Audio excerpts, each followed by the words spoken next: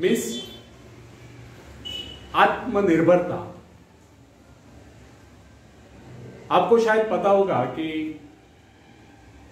Lockdown period में अपने आदरणीय प्रधानमंत्री नरेंद्र जी मोदी सर, इन्होंने आत्मनिर्भर भारत इस विषय पर स्पीच दिया था। शायद आपने सुना होगा। अच्छा, एक बात बताओ, आत्मनिर्भर बनना मीन्स क्या? आत्मनिर्भर बनना मीन्स क्या बताओ? आपको पता है लेकिन आप बोलते नहीं। बोलने की कोशिश करो, गलत हुआ तो कुछ प्रॉब्लम नहीं है, लेकिन बोलने की आदत रखो। बताओ क्या? बता दो। उसके लिए तालियां बजाओ। इस पे उस पे निर्भर न रहकर स्वयं निर्भर बनना है, इसे ही आत्मनिर्भरता कहते हैं। और भारत आत्मनिर्भर कब बनेगा? जब भारत का हर नागरिक आत्मनिर्भर बनेगा तब भी भारत आत्मनिर्भर बन सकता है। और इसी विषय पर मैं बोलने वाला हूं। तो फ्रेंड्स, आत्मनिर्भर बनने की क्षमता वास्तव में हर व्यक्ति में होती है, परंतु बहुत ही कम लोग ऐसे होते हैं जिन्हें अपने ऊपर विश्वास हो। दूसरों का सहारा ढूंढना तो उनकी आदत से बन जाती है। यह बात हमें कभी नहीं भूलनी चाहिए। दूसरों के सहारे चलना तो बड़ा आसान है, किंतु इससे हमारी रही सही शक्ति क्षीण हो जाती है।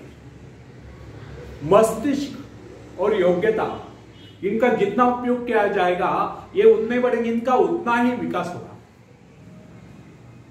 एक विडंबना है कि अपने आप कुछ करने की बात तो जैसे ही लोगों के मन में आती नहीं। कुछ लोग अपने आप एक ही काम करते रहते हैं, और वह है अपनी बदनसीबियों का रोना रोना, या दूसरों के आस रहकर उनके गुणगान करना।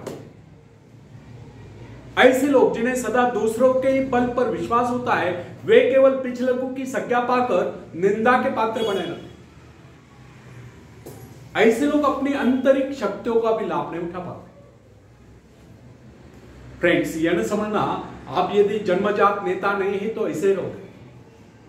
जन्मजात कौन क्या होता है? कोई महान नहीं होता, कोई वैज्ञानिक नहीं होता है, बल्कि एक अबोध बालक जन्म के बाद अपने में ऐसी शक्ति पैदा करता है जिसके सहारे वो अपने व्यक्तित्व की एक अलग पहचान बना लेता है। इतिहास में ऐसे बहुत से लोग हुए जिनमें नेतृत्व करने की योग्यता नहीं थी, फिर भी वे अपने प्रयत्नों से, अपने परिश्रम से, अपने योग्यताओं का विकास करके महान नेता बने। नेता वही होता है जो किसी पर निर्भर न हो, जिसमें नेतृत्व करने की क्षमता हो, जो दूसरों के विचारों का सहारा लेना आवश्यक न समझता हो, उसमें स्वयं सोचने और अपने कार्यक्रमों को स्वयं निर्धारित या कार्यान्वित करने की क्षमता होती है। लोगों की संख्या बढ़ाकर भीड़ के बीच में चलना तो कोई बड़ी बात नहीं है। बड़ी बात तो यह है कि लोगों के दिलों में अपना स्थान बना जाए, चाहे लोगों की संख्या कितनी कम क्यों न हो। ऐसे लोग वही होते हैं जो आत्म विकास करके शक्तिशाली हो चुके। ऐसे ही लोग अपने भाग्य को बदल देते हैं, अपने साथ साथ दूसरों का भी भाग्य बदल देते हैं। फ्रेंड्स, आज के युग की विडंबना यह है, हर कोई किसी न किसी का सहारा ढूंढते नजर आता है। किसी को अपने धन का सहारा लेना पड़ता है तो किसी को अपने मित्र का, कुछ तो अपने वंश पर ही फूले नहीं समाते। ऐसे तो बहुत ही कम लोग होते हैं जिन्हें अपने ऊपर पूरा विश्वास हो। दूसरों की शक्ति पर जीने वालों का एक मनोविज्ञान यह भी होता है कि ऐसे लोग सदैव किसी न किसी को दोषी ठहराकर अपना पक्ष बचाने के अवसर ढूंढा करते हैं। वास्तविकता यह है, इस प्रकार की आदत कायर प्रकृति की परिचायक है। आत्मनिर्भर बनिए, आत्मनिर्भर बनने की आदत डालिए।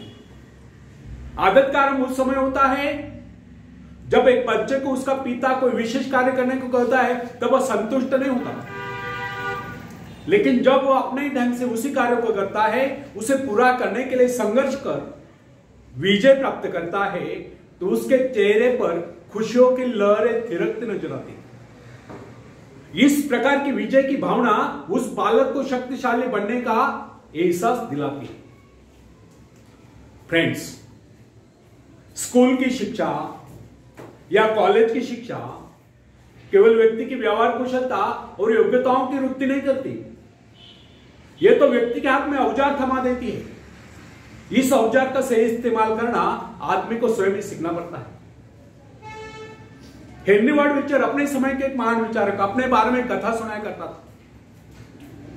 जब मैं बच्चा था तब मुझे किसी तरह से आत्मविश्वास की शिक्षा दी गई।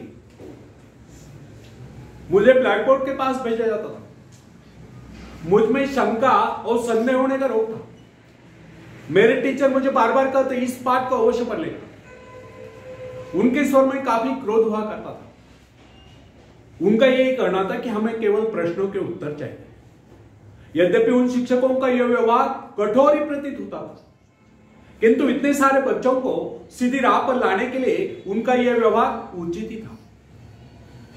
और इस व्यवहार का ही नतीजा था कि 1 मास से भी कम समय में विधि ने मन मैं उन सभी सवालों के जवाब निकलने लगा जो मुझे सबसे कठिन लगता था। एक दिन मुझे ब्लैक बोर्ड पर एक सवाल हल करने को कहा। जैसे मैंने सवाल हल किया, टीचर बड़े कठोर अंदाज में बोले बिल्कुल। अब मेरे पश्चात उन्होंने किसी दूसरे छात्र को बुलाकर उसी सवाल को हल करने को कहा। उसने उसी तरीके से सवाल को हल किया जिस तरीके से मैंने किया था। मेरा उसका जवाब भी था। फिर टीचर उसकी पीठ थपथपाकर बोले शाबाश, तू तो इस सवाल को हल करने में सफल हो गया। अब मुझसे रहा न गया, मैंने तुरंत ही खड़े होकर पूछा, सर यदि इसका और मेरा जवाब एक है, सुलझाने का तरीका एक है, फिर आपने मुझे डांट कर गलत क्यों कहा था? तब टीचर बोले, यह बात तूने पहले क्यों नहीं कही जब मैंने तुझे गलत कहा? फ्रेंड्स, केवल पाठ को याद करने से कोई मतलब नहीं। हमारे भीतर यह दृढ़ विश्वास होना चाहिए कि जो कुछ हमने याद किया उसे कोई काट नहीं सकता। इसे ही आत्मविश्वास कहता है। और जिनमें ही आत्मविश्वास होता है वही तर्क दे सकता है, वही बस यानी कि चर्चा कर सकता है। लेकिन जिसे स्वयं अपने ऊपर ही विश्वास न हो वो क्या तर्क करेगा? उसके तो अच्छे कार्यों को भी अगर हमने गलत कहा तो उसे यही समझ लेना होगा, हो सकता है वो गलत हो। फ्रेंड्स, मनुष्य भ्रम होता है कि अकेले काम करने से अच्छा किसी दूसरों की सहायता लेकर काम करना होता है। लेकिन अपने ऊपर विश्वास करके पूरी लगन से अगर कार्य को किया जाए तो उसमें सफल होने की आशा 2 गुनी हो जाती है। हर महत्वाकांक्षा का अर्थ होता है अपनी शक्तियों का परीक्षण करना। लेकिन दूसरों की नकल करने, दूसरों पर निर्भर रहने से व्यक्ति में दुर्बलता ही तो आती है। शक्ति तो हमारे स्वयं के मेहनत करने से आती है। अखाड़े के पास बैठकर हम अपने शरीर को शक्तिशाली नहीं बना सकते, या दूरदर्शन पर एक्सरसाइज प्रोग्राम देखकर हम अपने शरीर को तंदुरुस्त नहीं बना सकते। इसके लिए हमें स्वयं ही व्यायाम करना होगा, स्वयं ही एक्सरसाइज करना होगा।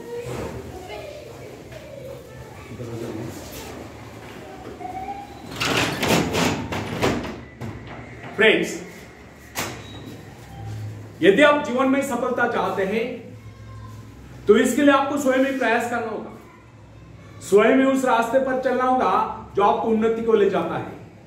और वह रास्ता है आत्मविश्वास का। अपनी शक्ति को पहचान कर आप सफलता प्राप्त कर सकते हैं, या अपनी योग्यताओं को पहचान कर आप सफलता प्राप्त कर सकते हैं। मगर यदि आप यह सोचते हो कि संसार में कोई दूसरा व्यक्ति काम कर रहे और सफलता हमें प्राप्त हो, तो ऐसे कैसे हो सकता है? जो लोग बच्चों को इस प्रकार जीवन क्षेत्र में उतरना चाहते हैं कि वे बिना किसी संघर्ष के, बिना कोई कष्ट उठाए आगे बढ़े, तो वे उनकी राह में कांटे बिछाते हैं। संतान को ऐसा बनाना कि वह किसी भी प्रकार के संघर्ष का सामना करने में अयोग्य हो, तो इसका सीधा अर्थ यह हुआ कि वे लोग अपने संतान का भविष्य शुरू से बिगाड़ रहे हैं। संतान को सुख और ऐश के झूले में झुलाने वाले मां बाप संतान के सबसे बड़े दुश्मन होते हैं। दूसरों की तो छोड़ो, वे उसे स्वयं को पहुंचाने की जहमत या स्वयं को पहुंचाने के कष्ट भी उठाने नहीं देते। बच्चों को भी समझना चाहिए, स्वर्ग जाने के इच्छुक को स्वयं ही मरना पड़ता है। स्वर्ग वही जाएगा जो मरेगा, दूसरा कोई नहीं जा सकता। इसी प्रकार जीवन का सच्चा आनंद वही पाएगा जो अपनी आत्मा की शक्ति को पहचाने। फ्रेंड्स, यदि आप किसी कार्य में कामयाबी चाहते, सफलता चाहते, तो उसके पीछे अपनी पूरी शक्ति लगा दें। नवयुवकों का या नवयुवकों का स्वभाव होता है सहना, सीखना, अनुसरण करना। लेकिन अगर उनके अभिभावकों द्वारा या माँ बाप के द्वारा बचपन से सारे इशारा देकर उन्हें जीवन संघर्ष के लिए हतोत्साहित किया गया हो, निराश किया गया हो, तो इसका परिणाम यह निकलता है कि वे अकेले चलना ही भूल जाते हैं। उनकी हालत पैसा के ऊपर चलने वाली होती, फिर तमाम उम्र वे बिना किसी सहारे के चल नहीं पाते। इसलिए फ्रेंड्स, यदि जीवन में कुछ करना चाहते हो, कुछ बनना चाहते हो, तो अपनी सहायता स्वयं करें। किसी की सिफारिश या प्रभाव से आगे बढ़ने के प्रयत्न आपके भविष्य को नष्ट कर देंगे। स्वयं को इस योग्य बनाओ कि आपको किसी दूसरों से सहायता की आवश्यकता न हो। अपने भीतर अथाह साहस और विश्वास जगाइए। आनंद तो उसी उन्नति में आता है जो स्वयं के द्वारा प्राप्त हो। दूसरों के भरोसे उनकी सहायता से आगे बढ़कर अपने को अपंग बनाने का क्या उपाय हो सकता है? इससे तो मनुष्य की अपनी सारी शक्तियां दम तोड़ देती है, अपनी बुद्धि कुंद हो जाती है। जो दूसरों की सहायता का मोहताज बना लेता है, जो अपना हाथ तक नहीं ला सकता, वो क्या कर सकता है? वो जीवन भर दूसरों का मोहताज बना रहेगा। ना उनमें आत्मविश्वास आता है, ना वे स्वयं के भरोसे आगे बढ़ पाते। उनका तो भविष्य ही अंधकार में